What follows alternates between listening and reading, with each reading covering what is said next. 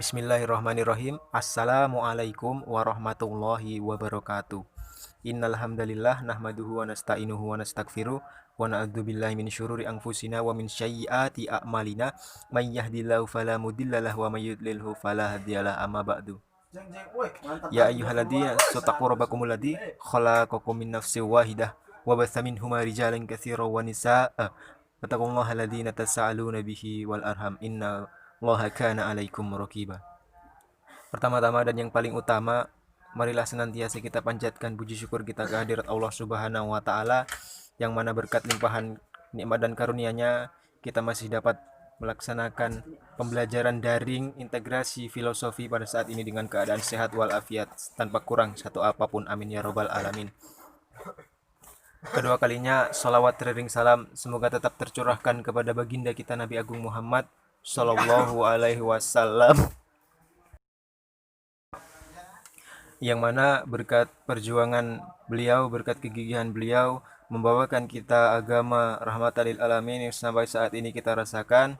Bahkan beliau saat berdakwah, beliau rela ditertawakan, dicemooh, dicaci maki, bahkan dilempari kotoran hanya untuk membawakan kita sebuah agama yang sampai saat ini kita rasakan kebenaran. Amin ya robbal alamin. Beliau miliknya dan masuk ke dalam surganya beserta para soleh solihah bersamanya, membuka pintu surganya Allah Subhanahu wa taala. Amin ya robbal alamin.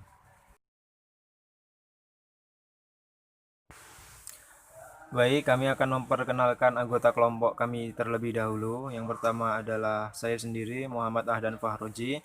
Yang kedua Siti Kismawawati. Yang ketiga Mela Septiana dan Yahya Al-Amin.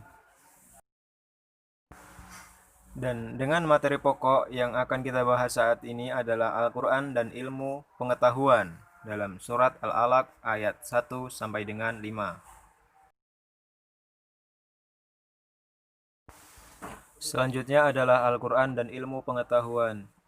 Kedudukan akal dalam berpikir di dalam Al-Quran. Yang pertama, kata akal dan derivasinya berulang dalam Al-Quran itu dijelaskan sebanyak 49 kali. Dan kesemuanya dalam bentuk fiil atau kata kerja.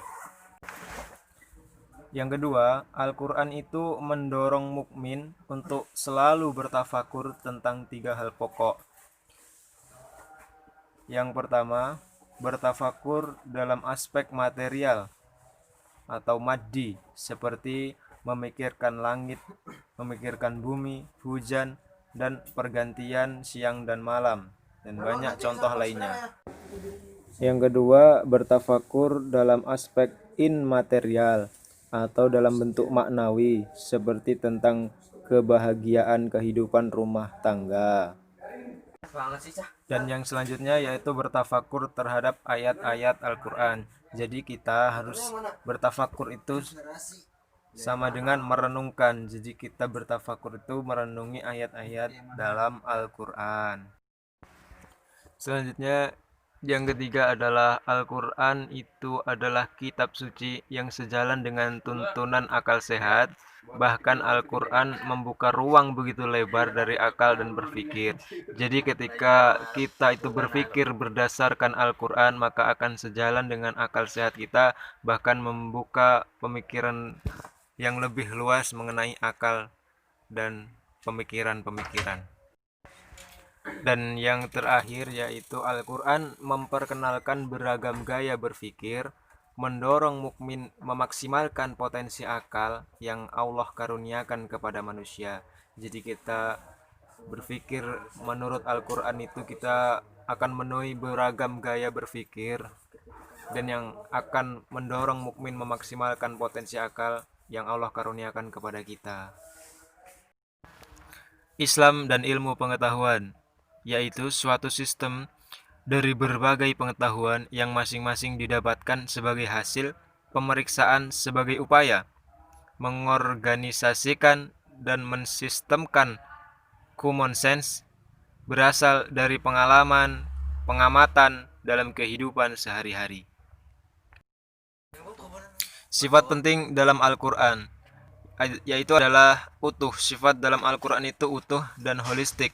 Pembeda ini sebagai bukti world view tauhid dan monoteistik yang tak kenal kompromi dalam konteks persoalan epistemologis, selalu berkaitan dengan etika dan spiritual. Dalam arti, Al-Quran adalah kitab yang diturunkan oleh Allah Subhanahu wa Ta'ala melalui perantara malaikat kepada Nabi Muhammad SAW, dan dari awal itu sudah utuh sampai sekarang pun tidak dapat diubah lagi kandungan dan isinya. Selanjutnya adalah bagian-bagian ilmu. Yang pertama adalah ilmu agama, dan di dalam ilmu agama itu dibagi menjadi beberapa cabang ilmu. Yang pertama adalah Al-Quran. Al-Quran sendiri adalah kitab yang diturunkan oleh Allah Subhanahu wa Ta'ala kepada kita sebagai petunjuk, sebagai jalan atau ilmu yang dapat kita tempuh untuk menggapai ridho Allah Subhanahu wa Ta'ala. Yang kedua adalah As-Sunnah. As-Sunnah itu adalah tuntunan yang diajarkan oleh Nabi Muhammad SAW, dan jika kita mengikutinya, kita akan mendapatkan pahala dan kebenaran di dalamnya. Yang ketiga adalah Asy-Syariat. Asy-Syariat itu adalah hukum-hukum atau aturan yang mengatur sendi-sendi kehidupan. Dan ada metafisika Islam, ilmu-ilmu leostik, dan cabang bagian ilmu yang kedua yaitu ilmu rasional, intelektual, dan filosofis. Itu pun dibagi menjadi dua. Yang pertama ilmu kemanusiaan, dan yang kedua ilmu alam dan ilmu terapan maksudnya.